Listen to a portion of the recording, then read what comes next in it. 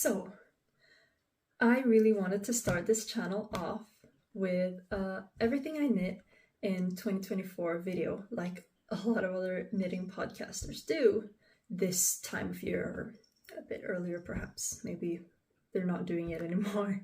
It's getting a bit late in the year.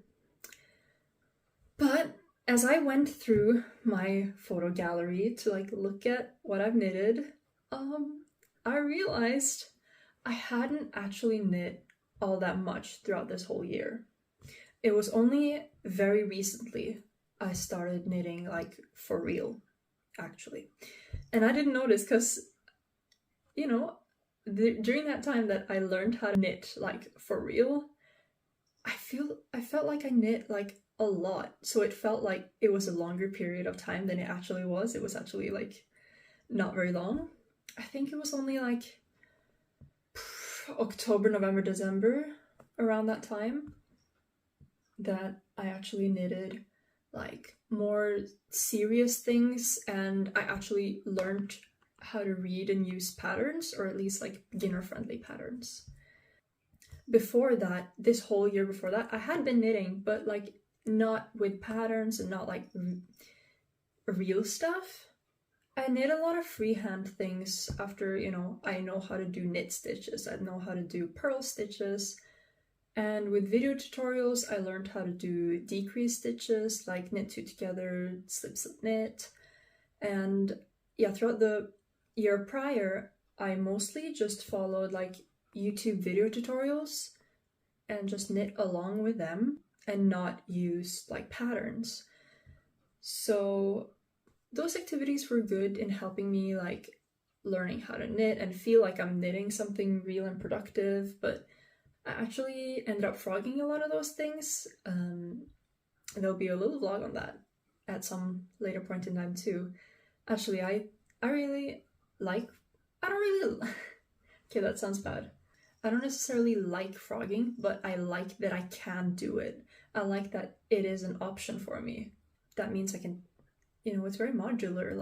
You can take up the yarn and use the yarn again, because when you knit something up, it doesn't mean it's permanently fixed in what you've transformed it into. You can always unravel it and use the yarn to make something else. And I love that. I love how malleable yarn and knitting and this hobby really is. That's really, really one of the things I love about it.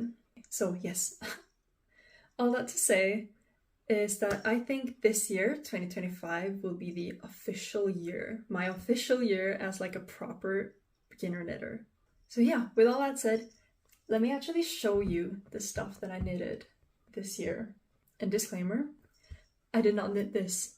Oh my goodness, I did not knit this. I wish I knit this. This is so beautiful. It's really nice. I really love it. The only reason I wore it is because I wear this in my current profile picture, and so I thought it'd be a cool outfit to recreate from that same picture to wear for this first video of mine. And another thing that I was wearing was wearing in the profile picture is this hat. It's a cute cat hat. You can see the little ears here. This I knitted actually before 2024. I think I knitted in summer of 2023 when I was first inspired to pick up knitting again. I knew I had some stuff from before. When I was digging through all my craft supplies, I found this. I had begun knitting a rectangle that was this wide in just 1x1 knit and purl rib, and I had no idea what it was I was actually knitting. So I was a little bit confused of what was I thinking when I knit this, what was I doing? But I had seen on Pinterest a DIY project for a cat hat. I think I'm not sure if that particular post I saw was somebody had knit a rectangle, or if they cut a rectangle out from an old sweater. But what they did was have a long rectangle, fold it in half so that it forms a square. You put that square on your head, and you have a cat ear beanie! Oh my goodness, and so I thought I'd just do that. I thought, you know, I found this weird little rectangle. I had no idea what it was going to become. I just knitted until I could fold it over to know that it would fit my head. And it did. And I folded up this little brim, and it fits me perfectly. But at that time, when I knit this and sewed up the sides and finished it, I didn't know what blocking was. I had never heard of blocking. What is that? So after I had seamed up the sides and woven in all the ends, I put it on my head and I just folded up the brim and have been wearing it like that ever since. And so this has never been blocked, if I'm being honest. Yeah, that's my sin confession time. I'm sorry. I never blocked this, and I'm sort of scared to block it now because I don't want it to stretch out, because it has a really perfect shape for when I put it on my head. I get these adorable, cute little cat ears that is just perfectly shaped. And I have actually knit another cat hat for a friend of mine. I didn't have her head measurement, so a lot of that was just freehanding, eyeballing it, and just knitting rectangles again, putting it together, and hoping for the best. That one I did block it, and I'm not sure if it expanded or if I had just estimated that her head was bigger than it was, but or if the material becomes, or the yarn that I used for that particular hat, which was not the same as this yarn, if it just became like more floppy, and so the ears like flop outwards sort of like that, and it doesn't look as like perky as these ears do. This is like the perfect fit. I would love to knit another cat hat, but I have no idea how to ever replicate this fit of this. I think it's just so cute, and I'm scared to ever block it.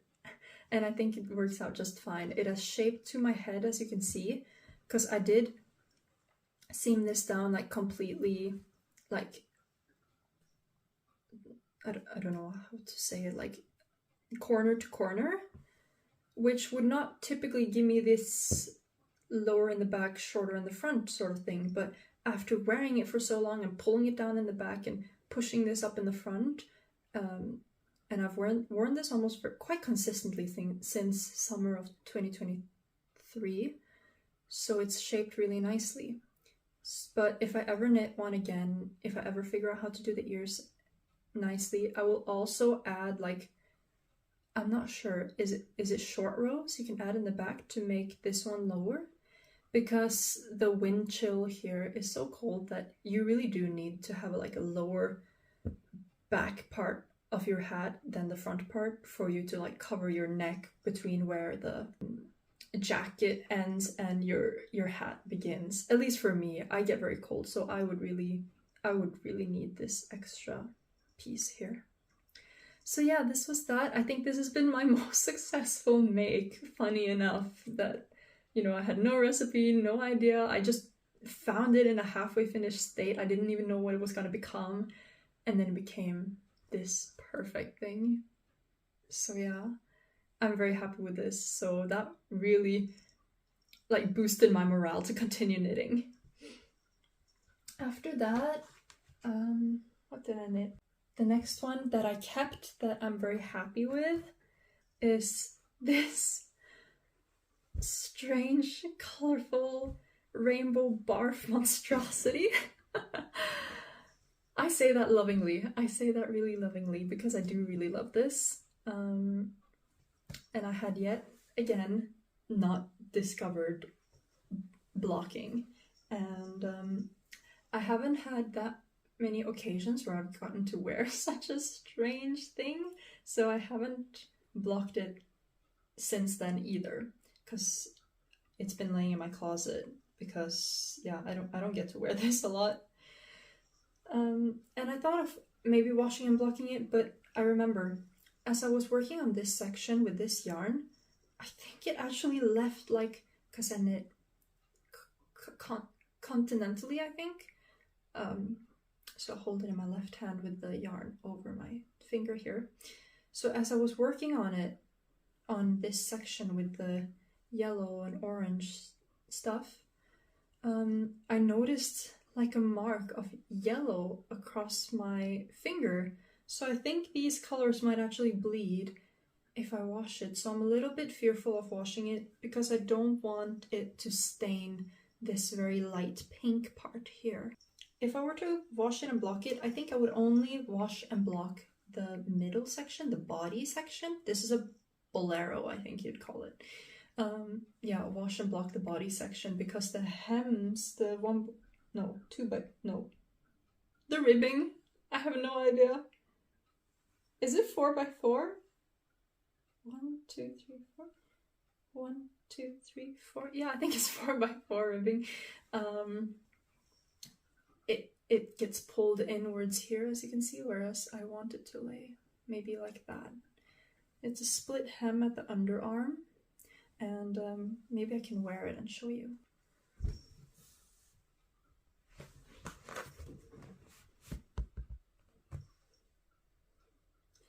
Ta-da! This is what it looks like when I wear it.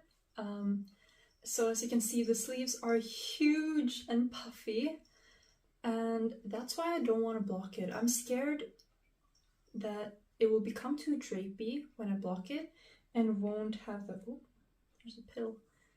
Oh, there's more pills now that I see.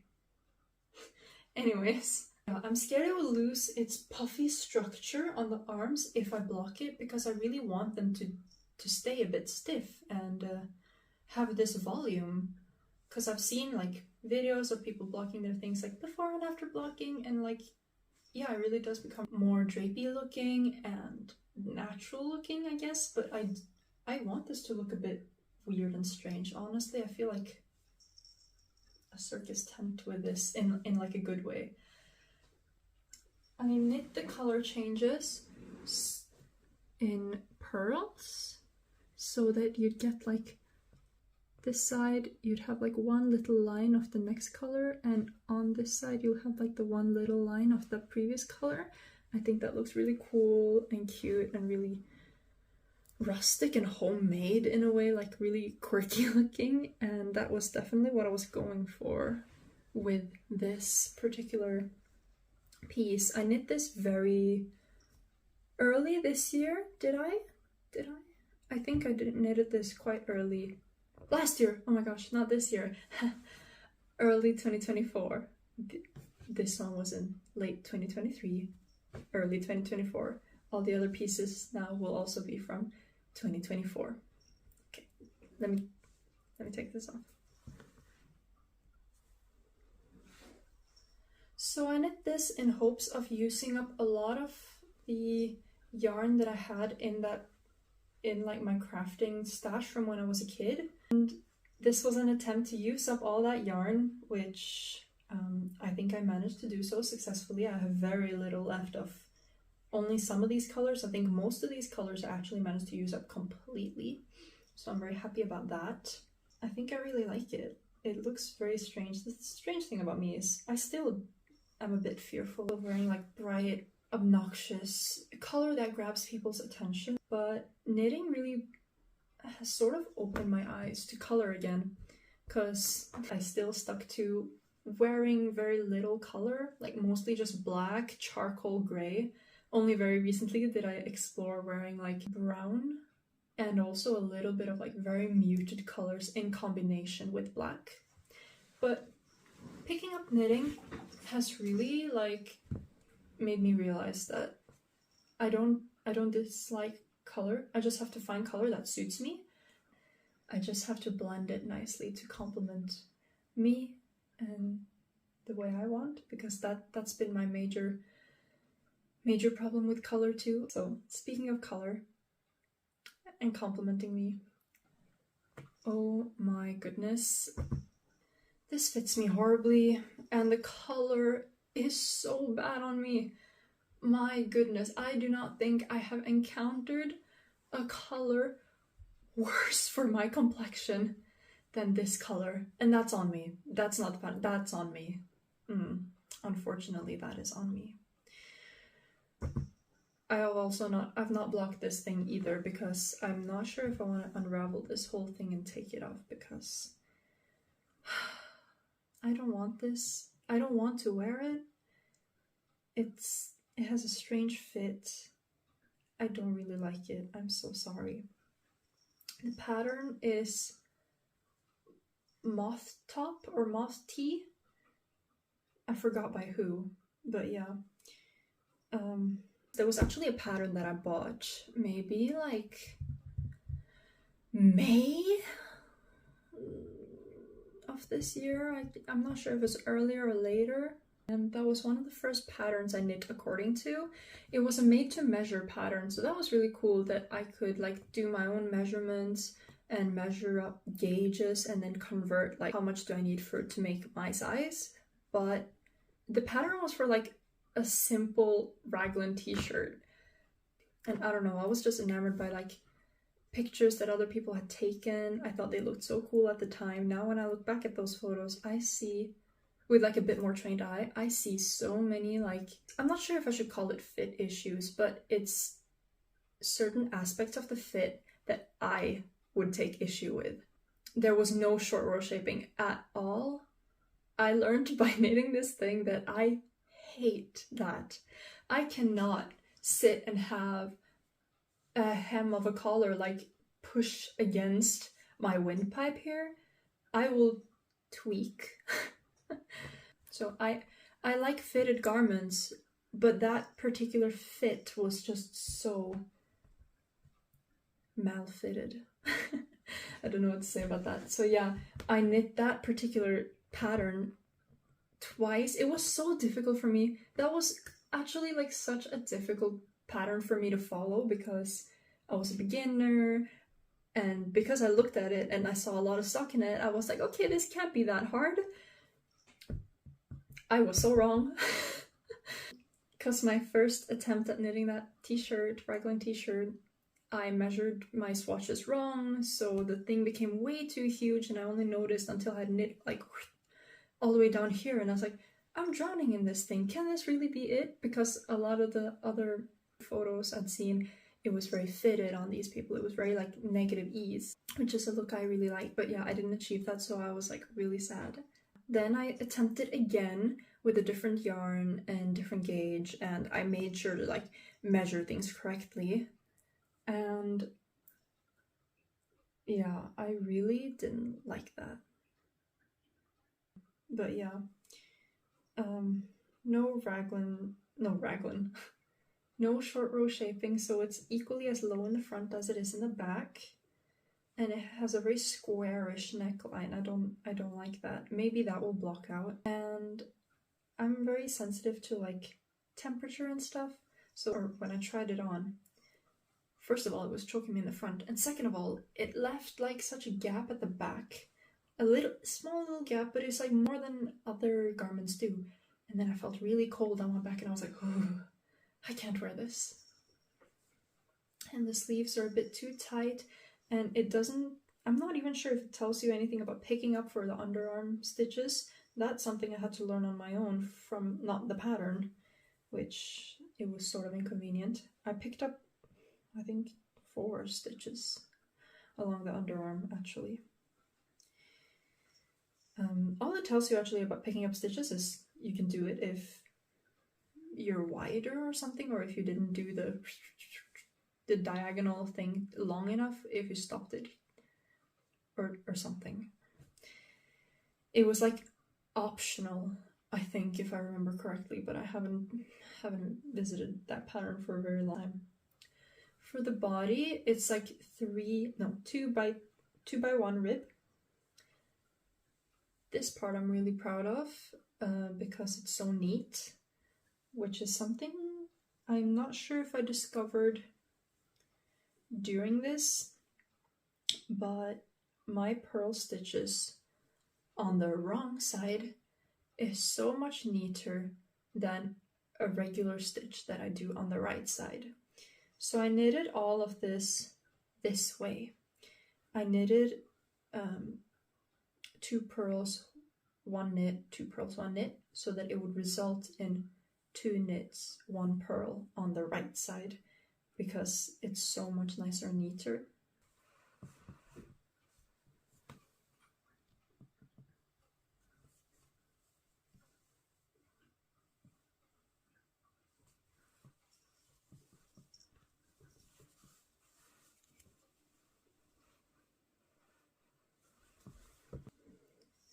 But yeah, so I can't believe I actually did this. When I was finished with it, I was very proud of my accomplishments for having actually managed to complete a garment. But trying it on, I was very sad that it fit me so poorly. And yeah, I was thinking of actually like adding some sort of like little drawstring ribbon that would pull this neckline down. But then when I wear it, I actually notice that the back pulls up higher than the front when I wear this on. And so it leaves a gap like right over my pants or something. And then it makes me cold, and I really don't like that. Maybe it's more difficult to make nice fitting negative ease clothing than it is for positive ease stuff, which is so sad because bodycon and negative ease is my favorite, that I feel hugged all over.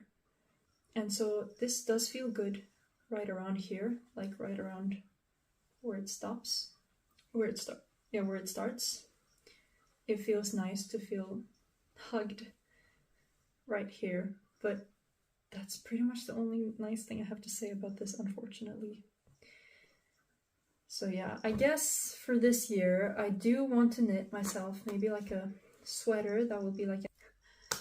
So my phone ran out of storage and the video cut off. I think I had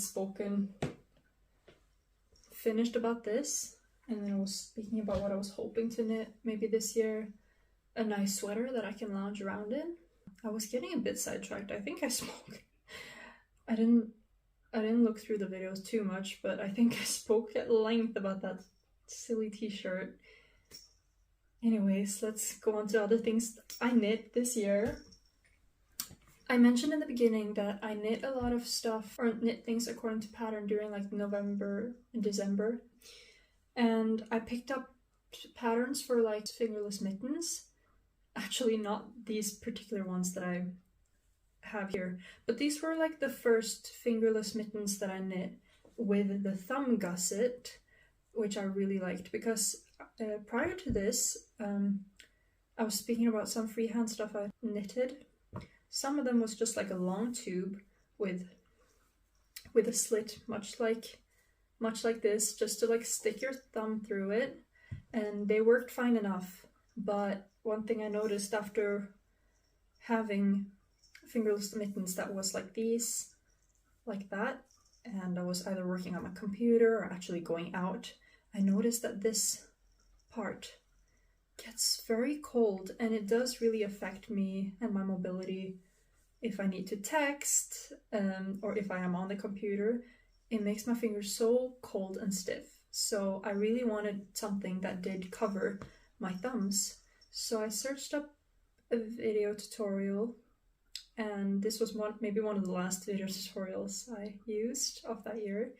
The video tutorial also came with a pattern which I downloaded, but I don't think I used it too much. I can't remember whose pattern this was, but I was following the YouTube video called something like how to knit the perfect thumb gusset. And I thought, you know what, it really is time for me to have a thumb gusset, because I do get cold on this bone right here, and it affects the whole hand. The thumb gusset has like increases on either side of the thumb, so like a V shape. So the YouTube tutorial, I forgot the lady who has this video, but she showed it very clearly also how to increase, and it does make it very nice, and also closing up and connecting them here without having two holes. She shows how to tightened those holes really well. It was very easy to understand, and she also mentioned that that's what you do on the underarms when you connect or divide for body and sleeves, and that was the first time I had heard of that. So it's very interesting how you can learn techniques from one tutorial about one garment, and it can apply to other garments that are very different, so it's nice. But when I knitted these up and used them for a while, I was a bit worried about how I'd use them, because as you can see, the thumbs are the same. So without my embroidery, they look the exact same. So after wearing these for a little bit, a couple of days, maybe at work, after a lot of use, I know clothes like form themselves to your body. So I did want one to be the left side and one to be the right side, and not that I wear them here and there, because I did want it to shape according to my thumb, that this one goes inwards and inwards, and not like if I wore this on this side and this one on that side, then it would be the opposite. So I wanted them to shape to my hands. So to differentiate them, I did some double embroidery, no, double stitch, you duplicate stitch of like a mushroom and acorn. I thought it turned out really cute, very woodlandish. Anyways, they're very cute. I like them a lot, and they have served me really well. This is made of, I think it's 100% wool, Norwegian wool. I think it's superwash. It's been really durable. There's been no wear and tear thus far, and I do work like a physical manual labor job, so I use my hands a lot. This wool is quite rustic, and I do feel like it's a little bit scratchy, but I don't really notice it. It doesn't bother me. I'm not very sensitive on my hands. Because these were actually really quick to knit up, and I was very happy with them, but the one thing I didn't like is that I couldn't differentiate them on inside and outside, left side and right side, without having to do this. So I found another pattern, now I remember what they're called, Last Minute Mittens, I think it's called, by Paula Strict. I think that's one of the first patterns I successfully followed. It was such a great pattern for me, at least, to read through. I thought it was very easy to understand, easy to know where we began, where we ended. I think it was very good for me as a beginner. It was very clear pattern. And her pattern has like increases that follows like your thumb meat, basically. So you knit the left side and right side differently, with increases leaning the one way for one and the other way for the other. And I thought that was great, because after knitting these, and it took so short time, I thought they would make great gifts. And I knitted this around October, November, and that was already like gifting period, at least for me. I don't start in December, I start in November, and I want to give myself good time, because I know I'm not the quickest knitter. So that's the pattern I knit. Let me see. I knit 6 pairs of those, at least 6 pairs of those in November, to give to people for Christmas gifts. 1 for a friend, 3 for family, and 2 for neighbors. Yeah, and I only have good things to say about that pattern. Actually, no, that's a lie. I made the cuff a bit longer, but I think the pattern is designed to only use like maybe 1 skein, and that's why her cuff is a bit short. So maybe it's because, and they're also called Last Minute Mittens. I think they were designed to be like, it's something you can whip up really quickly in an evening or two, with yarn that you have in your stash to gift to people for Christmas. And I thought that was like, yeah, great a concept, but for me, and I wanted it to be a bit more truly functional. I'm sort of driven by function and fit a lot too. So when I tried some of them on, I did find that the cuff began a bit too high up, like it started like here, or it ended too high up. It started like here, which is like above here, but I think the cuff, in my opinion, should start here, because when you lift your arm up like this, that's where I want the cuff to sort of stop, and that happens here, not here. But I think in the pattern it makes it be here, where actually I think it should be here. So for me, all I did is just, you know, knit the cuff a bit longer and knit a couple of more few rounds of plain stockinette before beginning the increases inside the palm. So that's how I fixed that problem. Other than that, the pattern was really great to follow, and it was very easy to make modifications, so that's what I liked about it. And obviously I knitted 6 pairs with this pattern. I love the pattern. I will probably be knitting more. I will probably be using that pattern when I knit myself another pair for wearing at home. I also knit a bunch of scrunchies. How many scrunchies did I knit? 1, 2, 3, 4,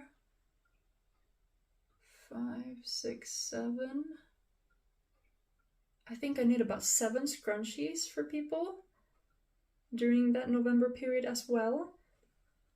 And I also knit a whole bunch of this particular fish pouch that got really popular. I'm probably pronouncing it wrong, RYBKA pouch. It is a little fish, it means little fish by rat and sea witch, but I think that's like a play on their, I think it's a Polish name. Anyways, I think it's cool, rat and sea witch. I love rats and I love the sea and I love witches. So I knit a whole bunch of those fishies, and I made a couple of modifications to some of them, but I knit a whole bunch of them. I only ended up gifting away 2 of them. But the recipients of those gifts were very happy with them, and so I feel very happy to have knitted them and gifted them. So yeah, 6 plus 7 plus 2, give me a moment. Is it 15? Oh my goodness, if I'm wrong now, that's so freaking embarrassing. Anyways, I knit a whole bunch of things in just like 1 month, all of that within 1 month. I knit all of those in November, I think, so that I would be ready to give things in December.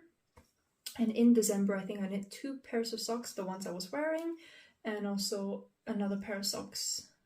Yeah, that was just vanilla sock. I think I followed Summer Lee's video tutorials.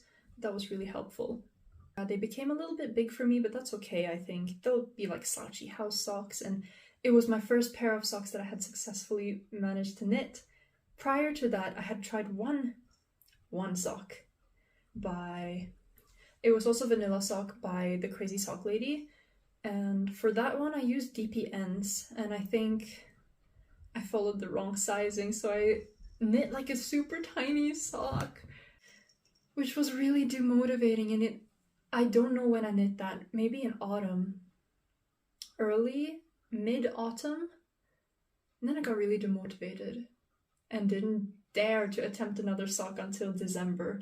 But when I got to December and attempted another sock, I was successful and I'm so happy. And yeah, I'm actually knitting another pair of socks right now. I'm sort of like, not on a sock knitting craze, I wouldn't say that. I'm just enjoying it. I'm having fun with it. I'm knitting socks for my mom now. And it's the same ones that I'm wearing. I never mentioned what sock I'm wearing. I'm wearing the Mountain Walk Chunky Edition socks from Handmade by Florence, or Florence Müller. I think it's a really nice pattern. It knits up very fast, in my opinion. I found that whole 2.25 fingering weight sock quite intimidating. So being able to knit this on like, I'm not sure if this is what you call DK weight, but at least with like 3mm needles, it's a bit more approachable and easy to overcome for me. So I'm very happy with these socks, and I'm knitting the same pattern for my mom, just with a longer cuff. Yeah, another thing I knit in, I think this is one of the last things I knit in December, like a hoodie. I was sort of inspired by, who is it? Some YouTuber, some Instagrammer. She had these Pixie hoods that I'm not sure if they went viral. that one particular reel, or a couple particular reels, became very popular, and they looked sort of like this from the side. She didn't have any pattern, but I thought, you know, my toxic trait is thinking I can replicate anything as long as I know how to identify what stitches are being used, and in her case it was just, you know, stockinette, body, and ribbing for the finishings. I think it's really, really cute. And then it shapes like a really cute little pointy thing at the side. And here I'm planning to close it up like that. And from the front it looks really cute too.